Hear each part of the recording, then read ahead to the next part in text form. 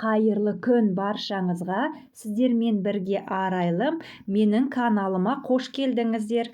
Бүгін үй жағдайында осындай керемет, өте жұп-жұмсақ болып шығатын күлше нандардың дайындайтын боламыз. Қажетті заттардың мөлшерін әдеттегідей төмендегі описание бөлімінде жазып қалдыратын боламын. Алдағы уақытта менің түрлі рецепттерімді жіберіп алмау үшін арнама тіркеліп кетуді ұмытпаңыздар. Алдыменен ыдысымызға жылытылған сүтімізбенен суымызды құйып, үстіне ертіп алынған сары майымызды саламыз. Қантымызды, тұзымызды, аштығымызды қосып, қантымыз ерігенше жақсылап араластырамыз. Біздің қантымыз толықтай еруі қажет. Қантымыз ерігеннен кейін үстіне алдын ала електен өткізілген ұнымды қосып, жұмсақ, бірақ та қолға жабыспайтын қамыр илейтін боламыз.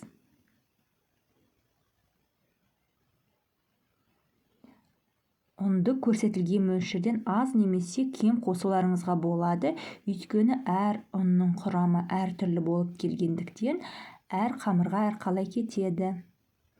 Қамырымызды илеп алғаннан кейін бетін жауып, жылы жерге 1,5-2 сағатқа көтерілуге қоямыз. Шамамен 2 сағаттай уақытымыз өтті. Қамырымыз биік болып көтерілді. Енді осы қамырымызды жұмыс столымыздың үстіне ұн сеуіп, қамырымызды төгеміздағы кішкентай домалаққа бөліп аламыз.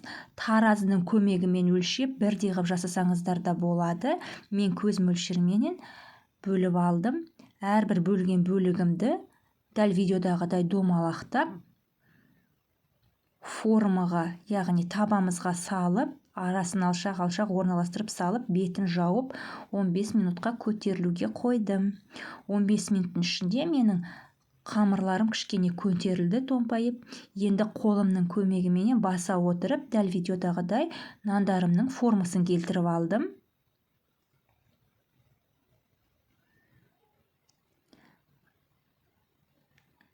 Формасы келтіріп алғаннан кейін шанышқының көмегімен әрбір күлше нандарымның ортасын шанышқымен тесіп шықтым. Бір жұмыртқаның сары уызын араластырып алып, нандарымыздың үстіне жағып шығатын боламыз.